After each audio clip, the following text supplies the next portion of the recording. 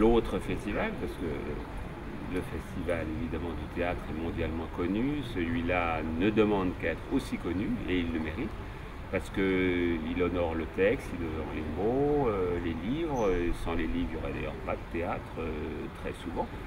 Donc tout ceci va de pair, et ça anime la Cité des Papes quand même pendant cette période de février où il ne se passe pas toujours grand-chose. Donc c'est très bien, ça a drainé de grands auteurs et beaucoup de monde. Donc belle réussite. Voilà. Belle réussite. Bien organisée. Voilà, parce que là, il faut quand même voir qu'il y a la directrice du Novotel qui était avec nous. Donc c'est pour ça que je ne pouvais pas en dire du mal. Non, c'est vraiment globalement l'avis de tous les auteurs. D'accord. Et quelle est votre actualité en dehors de ce festival? Là, je suis venu ici pour parler d'un livre qui vient de sortir il y a un petit mois. Il s'appelle La vengeance du loup, qui est paru chez Grasset, qui est l'histoire d'un petit garçon qui perd sa mère à l'âge de 12 ans et qui, sur son lit de mort, va recevoir la confession qu'il n'est pas le fils du père qu'il pensait être. Et donc, il va rencontrer ce père-là beaucoup plus tard, quand il a 18 ans, et il va oser lui dire quelque chose de fort.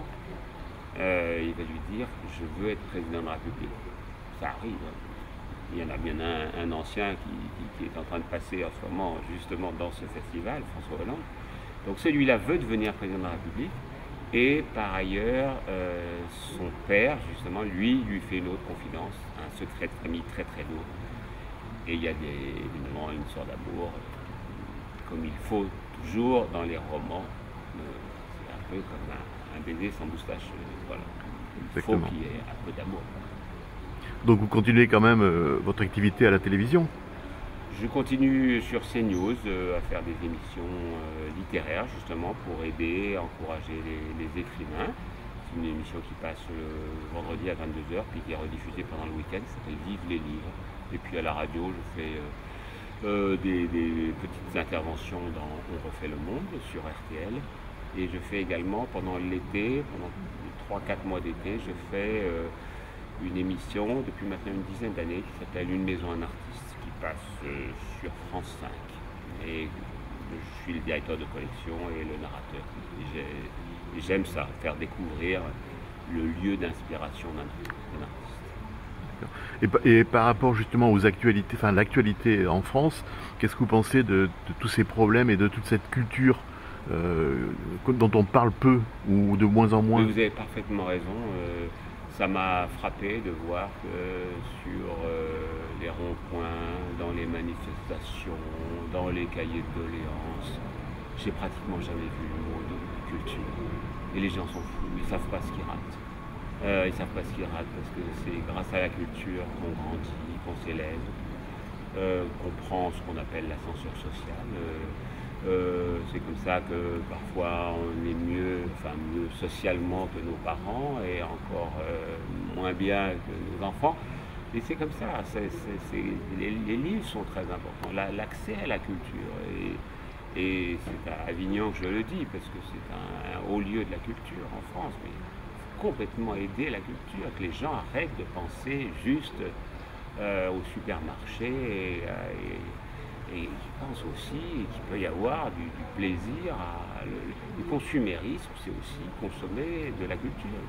Ça n'a rien de vulgaire, au contraire, ça vous élève. Les nourritures spirituelles, franchement, c'est pas un vain mot, c'est capital pour que grandisse un enfant, un adolescent, un adulte. Et vous ne pensez pas justement qu'à la télévision actuellement, la culture a tendance à disparaître? Bien évidemment, la culture disparaît à la télévision de jour en jour. Lorsque j'ai commencé, c'était sur la 2, je présentais le journal de 20 h, il y avait à 21 h 30 une émission fort connue, qui s'appelait Apostrophe, qui a ensuite passé à 22 h 30, puis ensuite qui a disparu dans les Lindes du côté du samedi, et puis qui n'existe plus. Aujourd'hui, il n'y a plus d'émission littéraire, c'était tout sensu sur la 2. J'avais une émission quand j'étais sur la 1 qui était Ex-Libris pendant 10 ans, puis Vol de nuit pendant 10 ans. J'ai été remercié de TF1, et évidemment, ils n'ont pas remplacé l'émission littéraire. Je trouve ça très très navrant, très très dommage. Il y en a encore qui se battent sur telle ou telle chaîne, mais c'est des toutes petites poches de résistance. D'accord. Eh ben, je vous souhaite plein de bonheur quand même, hein, faut pas rester sur ce... Non, non, non. Merci beaucoup. Voilà. Merci beaucoup, Patrick.